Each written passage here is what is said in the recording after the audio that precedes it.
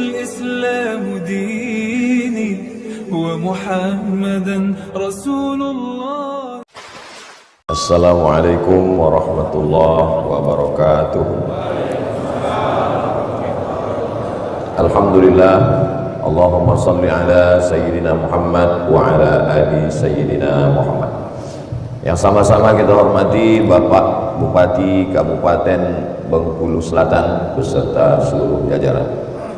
Hadir bersama kita guru kita semua, Ketua Majelis Ulama Indonesia Kabupaten Bengkulu Selatan, bapak-bapak, ibu-ibu, jamaah fardu subuh, insyaallah semuanya dimuliakan Allah Subhanahu wa taala. Amin ya rabbal alamin. Subuh ini kita akan membahas beberapa masalah yang terkait dengan ibadah kurban. Masalah pertama, idza ra'aitum hilala Dzulhijjah, kalau ada di antara kamu melihat hilal bulan Dzulhijjah. Maksud hilal di sini tanggal 1 Dzulhijjah yang insyaallah akan jatuh pada tanggal 8 Juni tahun 2024. Wa arada ahadukum an yudhi, dan kamu mau berkurban, falyumsik an sya'rihi wa azfarihi, maka jangan memotong rambut dan jangan memotong kuku. Hadisnya hadis sahih, tapi masyarakat banyak yang bingung. Apakah dari tanggal 1 sampai tanggal 10 itu tidak boleh motong kuku dan motong rambut bagi yang berkurban? Karena bunyi hadisnya, falyumsik, hendaklah dia menahan diri, an sya'rihi, dari rambutnya, wa azfarihi, dan dari kukunya. Maka menurut ulama, hadis ini bukan bermakna wajib, bukan artinya wajib membiarkan rambut dan kuku. Karena di awal hadis itu ada bunyi kalimat arada ahadukum an yudhi. Arada artinya mau. Siapa yang mau, siapa yang tak mau ya tidak apa-apa. Maka ulama memahami makna hadis ini hukumnya sunnat. Jadi bagi siapa yang berkurban, sunnat hukumnya tidak memotong kuku dan tidak memotong rambut, kumis, janggut, bulu badan, tidak bercukur dari tanggal 1 sampai tanggal 10. Setelah dia menyembelih kurban, barulah dia potong kumis, kalau dia mau cukur rambut atau mau memotong kuku, hukumnya sunnah. Lalu kalau ada orang yang sudah daftar kurban, tanggal 1 Zulhijjah atau tanggal 2, tanggal 3 dia pangkas atau mencukur kumis atau memotong kuku, ya tidak apa-apa. Karena sunnah itu maknanya dilaksanakan berpahala. Tidak dilaksanakan ya tidak apa-apa terkait dengan potong kuku dan cukur bulu badan ini. Apa hikmahnya? Hikmahnya begini, kalau dari tanggal 1 sampai tanggal 10 itu dia tidak potong kuku dan tidak cukur bulu badan, maka otomatis selama 10 hari itu kukunya panjang. Dan kalau dia kumisan dan jenggotan dia sudah berewok. Maka ketika selesai potong hewan kurban, dia potong kuku, dia rapikan jenggotnya, dia potong kumisnya, dia cukur rambutnya, maka setelah itu dia fresh, merasa segar secara fisik. Yang sebelumnya merasa kotor, selesai berkurban dia merasa bersih. Rasa fresh itulah yang didapatkan orang. Secara batinnya dia bersih, suci karena sudah berkurban, dan secara fisik juga dia merasakan nyaman, merasa bersih. Itulah hikmah dibalik tidak potong kuku dan tidak mencukur bulu badan dari tanggal 1 sampai tanggal 10 Zulhijjah. Dilaksanakan baik, kalau tidak mau dilaksanakan tidak apa-apa, hukumnya tidak wajib menurut para ulama. Ini masalah yang pertama. Masalah yang kedua, tentang masalah mana yang afdal antara kambing atau lembu. Maka sebagian menganggap lebih afdal kambing, kata dia. Kau menganggap kenapa lebih afdal kambing? Karena kalau lembu nanti di akhirat bertujuh naik lembu. Aku tak mau rame-rame, gitu dia. Aku maunya sendiri-sendiri aja. setelah dibahas oleh para ulama di antara kitabnya Al-Fiqhul Islami wa Adillatu. Antara kambing sama lembu tidak ada yang mengatakan lebih afdal lembu atau lebih afdal kambing. Tapi yang lebih afdal itu mana yang lebih banyak dagingnya, itulah yang paling afdal. Karena ibadah kurban itu membagi makan daging orang miskin, yatim, duafa, jiran, tetangga, keluarga. Kalau zakat hanya fakir miskin saja. Tapi kalau kurban, jiran, tetangga, keluarga, sahabat dapat semuanya. Maka mana yang paling banyak dagingnya itu yang paling bagus. Ada namanya kambing dari Kabupaten Langkat beberapa tahun yang lalu, viral di Riau. Jadi dibeli anak kambing, dibawa ke Riau, nanti ada proses pembesaran, penggemukan. Satu ekornya sampai 200 kilo. Jadi kalau kambing sebesar itu lebih afdal daripada sapi kurus. Dan sebaliknya sapi bisa lebih afdal. Ada orang kurban 7 orang kambing kecil-kecil, kambing kacang, kambing kampung, dibandingkan dengan orang yang bertujuh berkurban satu sapi limosin. Sapi limosin yang dari Australia, satu ekornya 1 miliar, yang sekarang banyak dipotong artis-artis, itu lebih afdal 1 ekor sapi daripada 7 ekor kambing. Jadi kesimpulannya, mana yang lebih banyak dagingnya, itulah yang lebih afdal untuk dipakai berkurban. Jadi antara yang sapi dengan kambing tidak usah kelahi dalam masalah ini. Soalnya dalam beberapa musyawarah panitia ini berkelahi. Bapak Ibu, kita nanti ada kambing, ada sapi. Siapa di antara bapak yang sapi? Semua mengaku, saya sapi gitu. Mau sapi mau kambing, yang jelas yang mana yang paling banyak dagingnya. Masalah ketiga, mana yang lebih afdal, binatangnya jantan atau betina? Maka dari beberapa tempat kami dari Riau mencari lembu itu ke Sumatera Barat, ke Payakumbuh dan seterusnya. Itu harga sapi jantan lebih mahal daripada sapi betina. Kenapa begitu? Karena rata-rata jamaah mencari sapi jantan. Dan dalam fikih memang dikatakan lebih afdal kambing jantan dan sapi jantan. Mengapa lebih afdal? 2 alasan. Yang pertama, karena kalau sapi betina dipotong berkurang produksi.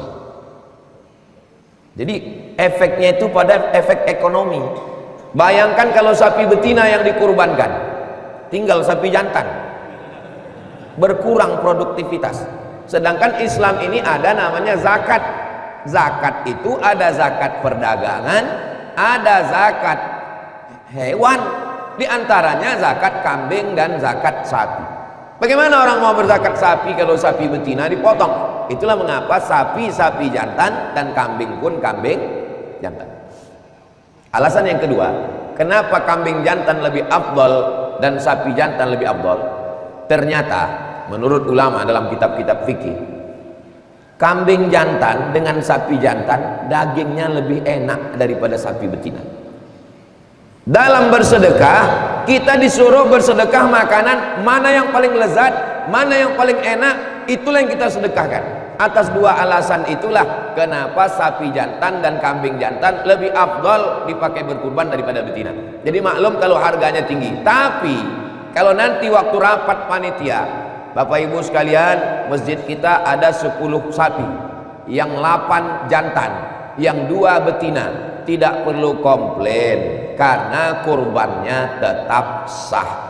Jangan masalah-masalah kecil nih diperbesar, akhirnya menjadi konflik di tengah masyarakat. Tujuan kita berkurban ini untuk menyembelih binatang yang bertanduk supaya hilang sifat-sifat menanduk pada diri kita. Bukan malah setelah berkurban sesama jamaah saling menanduk. Kata kambing, aku aja tak menanduk lagi, kalian pula saling menanduk, kata dia. Nah, ini penting dipahami dengan baik. Ini hanya masalah khilafiyah yang sepele, yang remeh-temeh saja. Masalah yang keempat, ini Ustadz Tausiah ini sampai berapa masalah?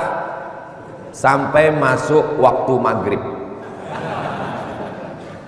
Di apa nama kota kita? Mana? Di mana ini maghribnya jam berapa? Saya kadang kurang percaya sama jamaah, lebih percaya saya sama Google lagi. Waktu sholat kota mana? Waktu sholat mana? Bengkulu Selatan. Sebentar ya, Bengkulu Selatan. Tak ada pula di Google. Kata dia maghribnya jam 6:02. Hah? Jam 6:06, beda-beda tipis lah. Berarti kita tausiah sampai jam 6:06. Jam 6:06 nanti kita sholat sunat isyraq 2 rakaat. Man sholat subha fi jama'atin, siapa yang sholat subuh berjamaah, setelah sholat subuh dia tidak keluar masjid, summa qa'ada yadhkurullah, duduk di masjid. Kalau ada ustaz, minta ustaz tausiah. Kalau tak ada ustaz, baca Quran. Tak bisa baca Quran, zikir. Tak bisa zikir, mati aja. Habis itu kita sholat sunat isyraq. Kapan sholat sunat isyraq? Teori ini tidak bisa dipakai di seluruh dunia. Nah, jangan dipakai di Makkah Madinah karena beda cara penghitungan. Tapi kalau untuk Indonesia bagian barat, Pulau Sumatera bisa. Tengok jam berapa maghrib. Kalau maghrib 6.30 pagi itu kita sholat. Maka tadi saya tanya jam berapa di Bengkulu Selatan? Jam 6:02 kata Google, jam 6:06 kata masyarakat. Kita ikut jam 6:06. Nanti jam 6:06 kita sholat sunnah isyraq 2 rakaat. Niatnya usolli sunnatal isyraq raka'ataini lillahi ta'ala. Pahalanya kanat lahu ka ajri hajjatin wa umrah, dapat pahala seperti haji dan umrah, tamah sempurna. Tak usah berkecil hati tak bisa pergi haji dan umrah. Salat subuh berjamaah, duduk berzikir niat Allah sampai terbit matahari, salat sunat isyraq 2 rakaat. Mudah-mudahan kita anak cucu kita istiqomah insyaallah. Kalau sudah habis waktu tolong kasih tahu saya. Sekarang masuk pembahasan yang keempat. Waktu menyembelih kambing itu, apakah disebut nama orangnya bagi yang menyembelihkan nama orang lain, atau cukup bismillahi Allahu Akbar? Maka yang menyebut nama dalilnya hadis. Mana hadisnya? Allahumma hadza an Muhammad wa ali Muhammad. Ini kupotong untuk Muhammad dan keluarga Muhammad. Itulah dalil kalau ada nanti tukang jagal, tukang potong yang nyebut nama. Sapi nomor 1, Bapak Insinyur, Bapak AKBP, Bapak Kiai, Bapak Doktorandus, Bapak Kapten. Tapi ini tidak wajib. Jangan sampai selesai acara pemotongan pulang ibu meleleh air mata ke rumah. Ditanya suaminya, kenapa kau menangis? Namaku tak disebut. Karena pendapat kedua mengatakan, walaupun tak disebut nama, asal sudah ada dalam niat sampai dalilnya innamal a'malu binniyat wa innamal likulli imri'in ma nawa. Sudah dituliskan di dinding masjid, sapi nomor 1 niat sipulan. Di baleho juga sudah. Pas pemotongan tukang potong tak menyebut bismillahi Allahu Akbar, maka kurbannya sah. Jadi saya membahas ini masalah-masalah yang dalam praktek di masyarakat khilafiyah supaya kita tidak berkonflik, berkelahi. Saya tak bisa menyatukan umat, tapi insya Allah kajian-kajian kita ini menyelesaikan konflik di masyarakat supaya antar orang yang sudah di masjid ini jangan kelahi. Kalau kita sesama di masjid yang sudah sama-sama sholat, sama-sama ngaji, sama-sama kurban berkelahi, bertengkar, cakar-cakaran, apa kata orang luar masjid? Untung kita tak ke masjid. Coba kalau kita ke masjid, kelahi juga kita kan? Untung kita tak berkurban. Coba kalau kita ikut berkurban, berkelahi kita kan? Jadi akhirnya masjid tidak memberikan efek yang baik. Padahal masjidnya bagus, kurbannya bagus. Yang tak bagus itu orangnya. Nah, maka usahakanlah ngaji, selesaikan di dalam masjid. Kalau ada masalah tanya, fas'alu ahla dzikri in kuntum la ta'lamun. Ini tentang menyebut nama. Masalah yang kelima, waktu memotong itu kemana arah kepala sapi, kepala lembu, kepala kerbau? Menurut sunnah Nabi SAW, arah kiblat ke sana, maka kepalanya ke arah Riau. Sumatera Barat Pak Ustaz, terserahlah, mau Sumatera Utara mau Sumatera Barat. Kepalanya ke utara, kakinya ke selatan. Ke selatan gimana ya? Tunggu dulu, bayangkan dulu peta Pulau Sumatera menghadap ke arah kiblat. Kakinya ke arah utara, Medan, Sumatera Utara, Aceh, Jambi, Riau. Kepalanya ke arah Lampung, badannya menghadap ke arah kiblat. Bismillahi Allahu Akbar. Menghadap ke arah kiblat.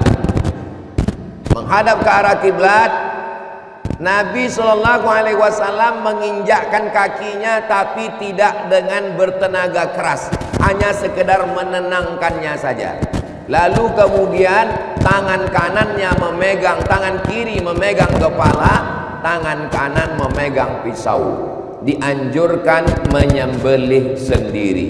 Sunnat hukumnya menyembelih sendiri. Bagaimana dengan orang yang tak sanggup menyembelih? Saya anjurkan, masih ada waktu dan kesempatan untuk buat pelatihan bersama Juleha. Ibu, nanti kalau bapak izin permisi mau jalan sama Juleha, ibu mohon izinkan. Karena Juleha ini artinya juru sembelih halal.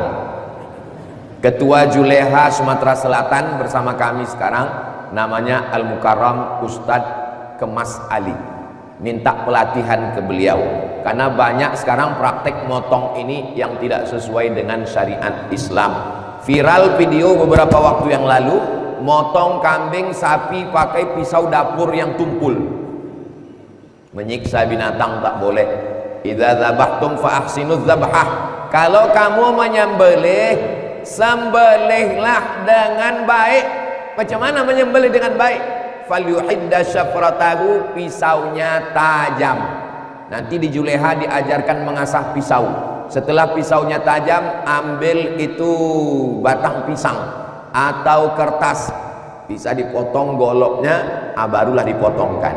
Tidak boleh menyiksa binatang. Marah Nabi Muhammad SAW, wa ma arsalnaka illa rahmatan lil.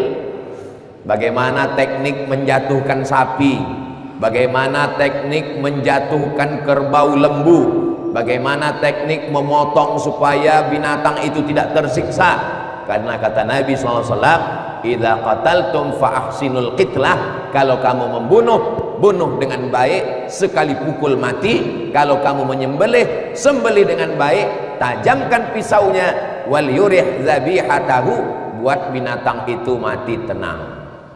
Kalau binatang itu matinya tenang, darahnya mengalir, tak menggumpal dalam daging, dagingnya sehat, dagingnya crispy, renyah.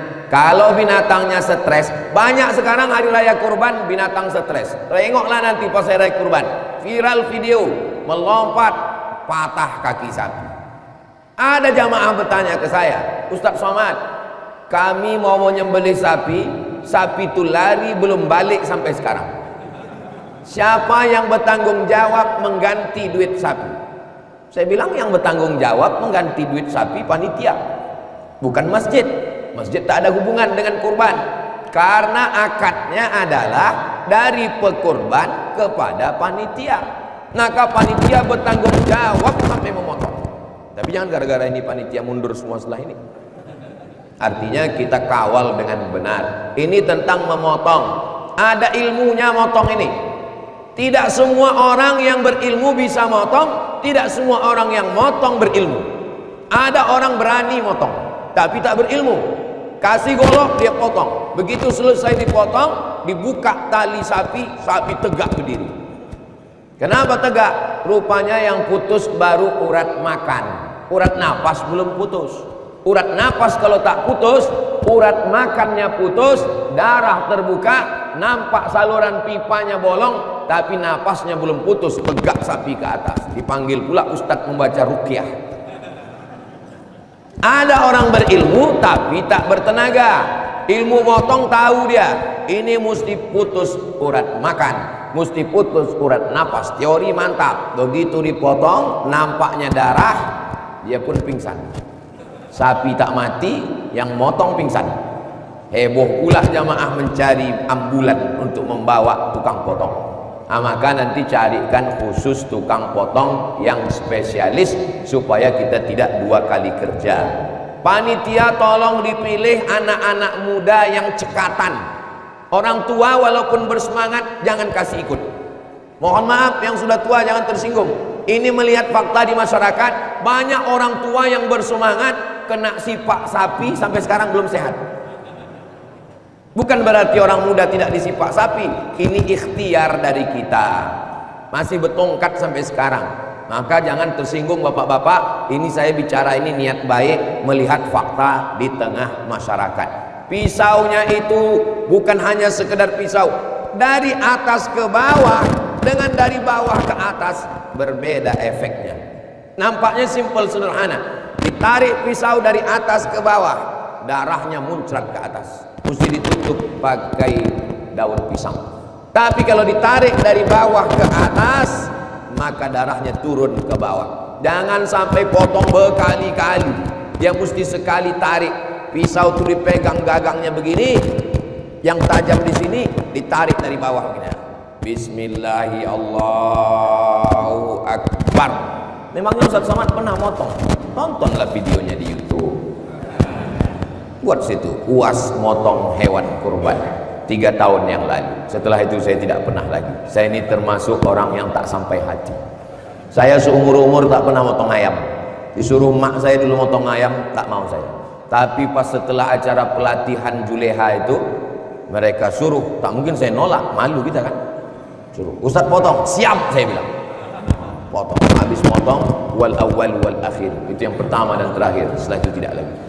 Maka sediakan khusus buat pelatihan. Kalau tak sanggup buat pelatihan, cari tukang potong yang spesialis. 2 ini mesti spesialis, jangan mendadak. Yang pertama tukang potong, yang kedua tukang kulit. Tukang potong dengan tukang kulit tidak bisa coba-coba, karena kalau coba-coba rusak daging dan rusak kulitnya, sementara kulit nanti mau dipakai banyak manfaatnya. Ini masalah yang kelima. Masalah yang keenam, setelah dipotong, apakah boleh dimakan dagingnya?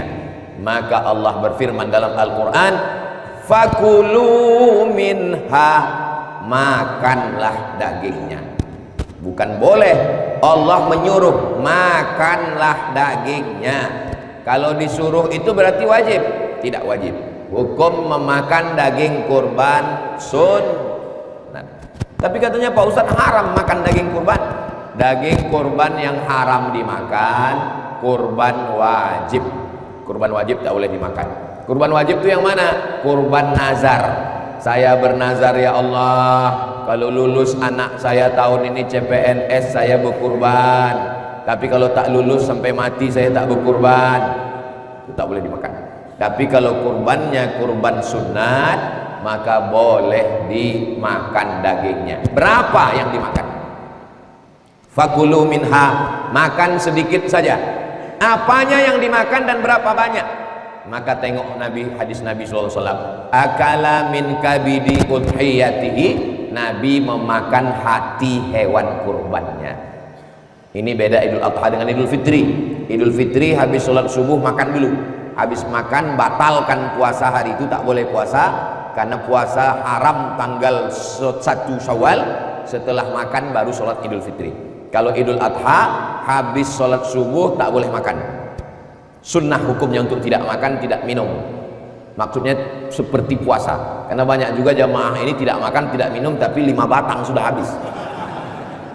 Tidak makan, tidak minum, tidak merokok, tidak melakukan hal yang membatalkan puasa. Sunnah hukumnya menahan diri. Sholat Idul Adha, selesai sholat Idul Adha, disembelih hewan kurban, belah perutnya, ambil hatinya, cuci dulu karena haram makan darah. Hurrimat alaikumul maitatu, haram makan bangkai, waddamu darah, walahmul khinzir, babi, bangkai. Itu binatang yang kita makan itu kan mati Pak Ustadz. Ayam mati, kambing mati, berarti bangkai. Kalau disembelih dia tidak bangkai. Yang dimaksud bangkai itu adalah yang tidak disembelih dan di darat. Adapun yang di laut tak disembelih tetap halal. Ikan, cumi, kepiting tak disembelih. Tapi kalau kambing masuk laut tetap haram. Ya, pula gara-gara ini nanti ada sapi masuk ke sungai, kata Ustaz Somad, apapun yang di sungai halal. Nah, lalu kemudian setelah dia disembelih, dibuka perutnya, diambil hatinya, dicuci supaya darahnya bersih. Kalau dia hidungnya tajam takut amis, pakai limau, kasih garam, potong tipis, bakar. Bismillahirrahmanirrahim, littabarruk, mengambil barokah. Makanan pertama hari raya kurban adalah hati hewan kurban. Bagi yang darah rendah dianjurkan makan hati kambing supaya naik darahnya. Nah, ini bagus. Tapi bagi yang sudah darah tinggi, cicip sedikit aja, jangan banyak. Nanti mati saya bertanggung jawab. Naik darah tinggi gara-gara Ustaz Somad ceramah subuh. Secukupnya saja. Makanan yang naik menjadi kolesterol, menjadi darah tinggi, menjadi jantung koroner, itu kalau berlebihan, kata Allah dalam Quran. Kulu, makanlah, washrabu, minumlah, wala tusrifu, jangan berlebih-lebihan. Kalau tak lebih, insya Allah sehat walafiat. Nah, setelah itu sisanya paling bagus. Wa at'imul ba'isal faqir, bagikan semua ke fakir miskin. Itulah yang paling bagus. Jadi tak boleh kami dapat kupon itu Pak Ustadz. Ini kan cerita afdol ini. Kalau afdol, makan hatinya sedikit, sisanya bagi. Tapi kalau cerita boleh, maka Nabi membagi 3. Kambing itu dibagi 3. Sepertiga untuk yang berkurban, sepertiga untuk jiran tetangga, sepertiga untuk fakir miskin. Misalnya bapak ber7 orang 1 sapi, daging sapi dengan tulang sapi, dengan kepala sapi, dengan lemak sapi, dengan organ dalamnya itu dibagi 3. Sepertiga untuk keluarga di rumah, sepertiga untuk jiran tetangga, sepertiga untuk fakir miskin. Itu pembagian boleh. Lalu macam mana pembagian kami selama ini Pak Ustadz? Macam mana pembagian kita? 1 kupon untuk masyarakat, yang berkurban dapat 1 kupon. Jadi kalau saya menjadi peserta, saya dapat 2 kupon. 1 kupon sebagai masyarakat, 1 kupon sebagai pekurban. Bagus, karena 2 kupon itu tidak melebihi jatah 1/3. Yang tidak boleh itu lebih 1/3. Tapi jangan gara-gara tausiah Ustaz Somad subuh ini, semua peserta minta 1/3. Besok semua komplain ke panitia. Kata Ustaz Somad 1/3, aku minta 1/3. Maksud saya menjelaskan ini, tidak boleh mengambil lebih dari jatah 1/3. Adapun kurang dari 1/3, sisanya itu dianggap sebagai sedekah. Berikutnya masalah yang ke-7, memberikan kepala kepada yang tukang potong sebagai upah. Tukang potong, ya, ini kepala untuk kamu sebagai upah. Tukang kulit, ya, ini daging untuk kamu 3 kresek sebagai upah. Haram hukumnya mengambil hewan kurban dijadikan sebagai upah, karena kurban bukan milik tukang potong. Kurban sudah ada jatahnya masing-masing. Makanya tukang potong, tukang kulit, dia tidak dikasih upah dari daging, kepala, ekor, jantung, limpa, usus, kulit hewan kurban, tapi dia dikasih upah khusus. Dari mana duitnya? Duitnya dari setoran awal. Maka akad setoran awal itu mesti jelas. Ini 3 juta hewan kurban sekaligus biaya operasional. Akadnya mesti begitu. Kalau tidak begitu akad, panitia nanti sulit. Pertama, kalau duit berlebih, panitia mesti membalikkan. Yang kedua, dari mana panitia untuk mengambil duit 5? Pertama, survei pencarian sapi. Yang kedua, membawa sapi dari luar kota ke Bengkulu Selatan. Yang ketiga, sapi tak langsung dipotong, tapi jaga malam dulu, semalam 2 malam. Siapa yang jaga malam? Yang keempat, tukang jagal mesti diupah. Yang kelima, tukang kulit mesti dikasih upah. Itu diambil dari biaya operasional. Akad di awal, saya serahkan duit ini 3 juta untuk hewan kurban saya sekaligus biaya operasional tunai. Jangan ambil untuk kurban dari masjid, jangan ambil duit masjid untuk beli kresek, duit masjid untuk beli pipa, duit masjid untuk beli tali rapia, duit masjid untuk beli pisau. Karena duit masjid sedekah umat Islam untuk masjid, bukan untuk penyelenggaraan hewan kurban. Jangan sampai masalah yang kecil-kecil kita dituntut di hadapan Allah. Faman ya'mal mithqala dzarratin khairan yarah. Nah, ini insyaallah duitnya bisa dipakai semuanya. Lalu kemudian bagaimana dengan relawan-relawan?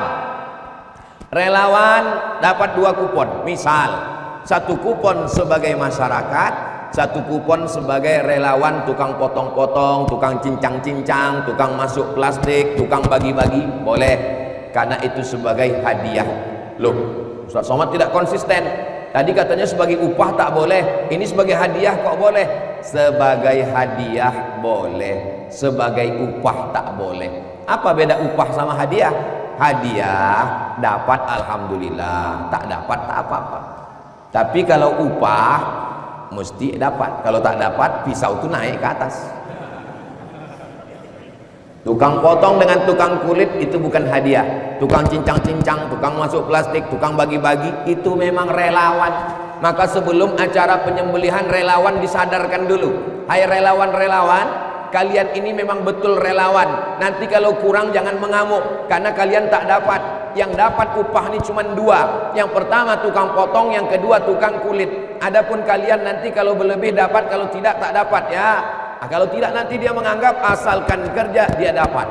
Dan kita sebagai panitia, sebagai relawan tidak ada kuasa terhadap daging ini. Jangan sampai pagi itu ambil daging ini, ambil daging ini, ambil daging ini, potong, cincang, masak. Daging siapa yang kita makan? Itu pembagian belum selesai. Potong, potong, potong, daging bertimbun.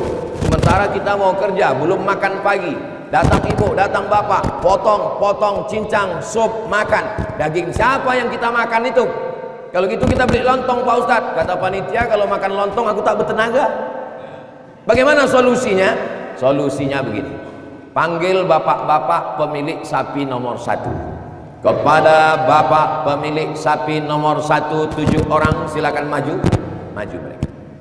Pak, jatah kalian di sini kan sepertiga, 20 kilo. Ya, kami minta 5 kilo jatah kalian untuk kami masak pagi ini. Kata yang 6 orang, kami ikhlas, ambillah.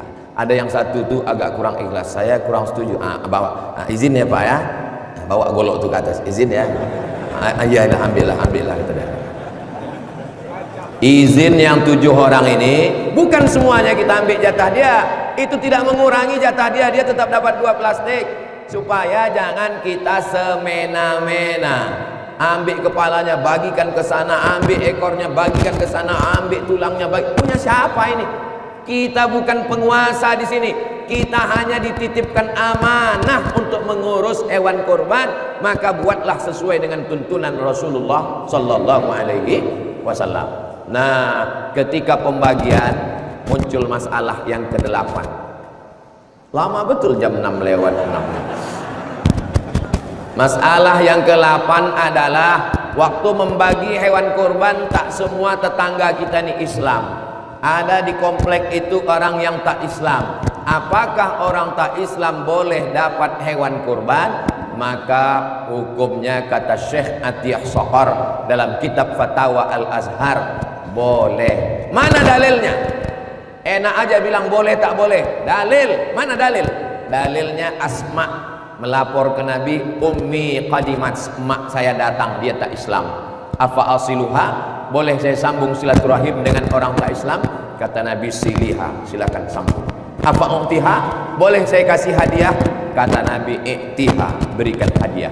Itu dalil boleh memberikan hadiah hewan kurban pada orang yang tak Islam. Kenapa zakat tak boleh? Kenapa kurban boleh?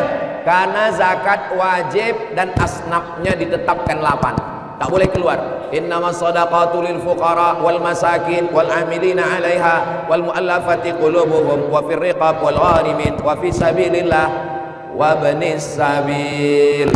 Tak boleh. Sedangkan untuk kurban boleh memberi tetangga, kawan sekantor, sahabat yang tidak Islam. Sebelum mengasih kepada yang tak Islam tuh buka dulu plastiknya. Tengok baik-baik. Jangan salah kasih untuk dia, paslah yang isinya usus semua. Dibukanya, ditengoknya, begitulah rupanya perbuatan orang Islam ini ya. Tengok, pastikan dagingnya dulu. Tengok juga jangan sampai yang sembahyang ke masjid, yang sholat, yang puasa malah tak dapat. Yang tak sembahyang malah dapat. Nah, ini perlunya yang membagi ini orang yang mengerti, musyawarahkan dulu. Data berapa? Data berapa? Datanya valid. Jangan terlalu percaya kepada RT dan RW. Karena banyak RT RW mengasih laporan nama itu hanya nama-nama yang memilih dia saja. Ini tidak terjadi di Bengkulu Selatan. Ini yang saya ceritakan ini di planet lain. Jangan terlalu percaya kepada data orang, tapi berdasarkan memang check and recheck. Supaya apa? Ingat, panitia, kamu diberikan amanah oleh orang yang berkorban. Nanti kita akan diminta tanggung jawab di hadapan Allah. Faman ya'mal mithqala dzarratin khairan yarah. Masalah ke-9, bertimbun kulit 20 lembar kulit. Mau dikemanakan kulit ini? Kata panitia, kalau gitu kita jual aja kulitnya. Ustadz berceramah, man ba'a jilda udhiyatihi fala udhiyatalah. Siapa yang menjual kulit hewan kurbannya, maka tidak sahlah kurbannya. Akhirnya karena panitia takut menjual kulit, diguntinglah kulit ini kecil-kecil, dimasukkan ke plastik, dibagi, dan sampai di rumah semua kulit dibuang, dan 2 hari kemudian kampung bau bangkai. Karena tak ada yang bisa mengolah kulit. Kulit ini dilema, mau dijual takut tidak sah, mau dibagi takut tak ada yang bisa mengolah. Jadi solusinya bagaimana? Kulit boleh dirobah jadi duit, tapi duitnya jangan dipakai lagi untuk operasional kurban. Kalau gitu duitnya untuk masjid. Tidak ada hubungan kurban dengan masjid. Hasil penjualan kulit 20 lembar kulit, 1 lembar 100.000, 20 lembar 2 juta, dibagikan ke masjid. Siapa itu yang berkurban? Tidak ada jatah masjid. Daging kurban, kulit kurban tak ada jatah untuk masjid. Jadi duit hasil penjualan kulit dibagikan kepada fakir miskin. Jangan lagi diambil untuk beli plastik, jangan lagi diambil untuk beli minuman, jangan lagi diambil minuman plastik, diambil dari biaya operasional. Lalu bagaimana ibadah kami yang lalu-lalu Pak Ustadz? Apa boleh buat? Banyak-banyak istighfar, mudah-mudahan diampunkan Allah Subhanahu wa taala. Jangan gara-gara tausiah ini panitia mengundurkan diri. Marah nanti Pak Bupati sama saya. Ini Ustadz Somad ini merusak kestabilitas nasional ini. Saya mau mengasih tahu, niat saya tak lain tak bukan supaya kita bersih. Kalau kita berbuat karena tak tahu, sekarang kita sudah tahu. Kalau kita sudah tahu, kita amalkan. Jadi makna tak boleh menjual kulit itu maksudnya mengambil manfaat secara materi.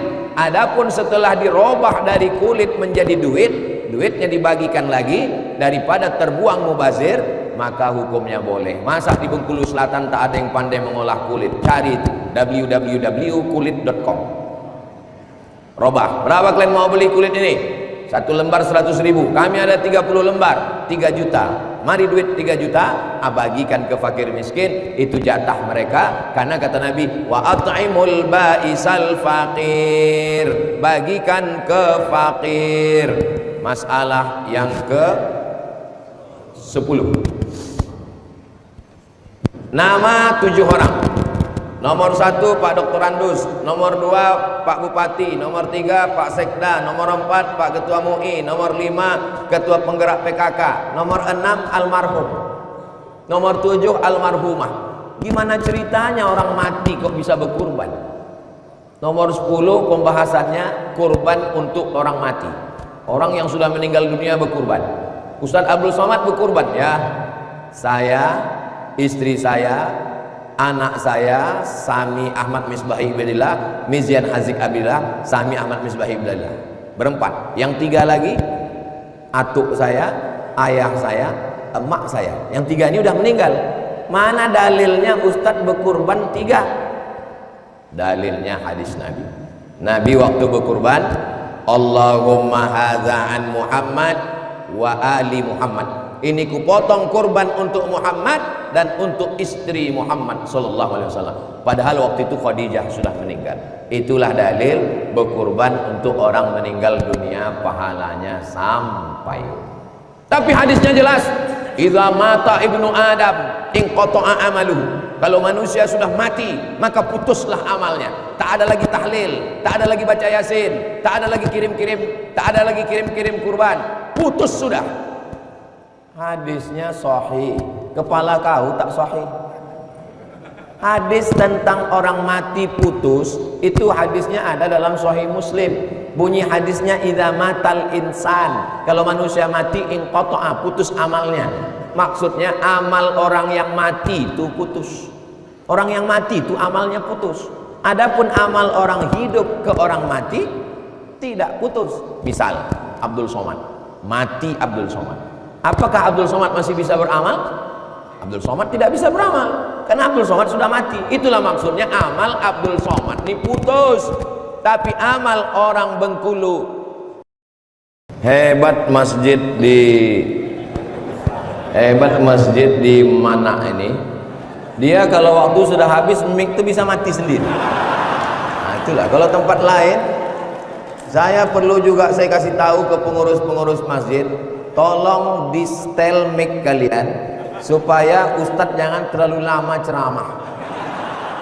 Asal habis waktu dia mati sendiri. Hebat, mantap itu setelan. Jadi tentang masalah kurban untuk orang mati, maka kurban sampai. Adapun yang putus itu maksudnya orang yang mati itu amal dia putus. Adapun amal kita yang hidup, Abdul Somad mati, amal Abdul Somad nih putus. Apakah kalau orang dari mana mengirimkan doa sampai atau tak sampai? Sampai. Meninggal Ustaz Somad, untuk almarhum Abdul Somad Al-Fatihah sampai. Allahumma fir lahu warhamhu sampai. Bapak Ibu berkumpul masak ayam sedekah, ya Allah sampaikanlah pahala sedekah kami untuk almarhum sampai. Nah, jadi masalah kurban untuk orang meninggal dunia hukumnya sampai menurut 4 mazhab. Mazhab Hanafi, mazhab Maliki, mazhab Syafi'i, mazhab Hambali. Itulah kaji kita subuh ini. Kalau tuan membeli peniti, jangan ditusukkan ke sayur kubis, karena mic sudah mati-mati, petanda waktu sudah habis. Allahu Akbar.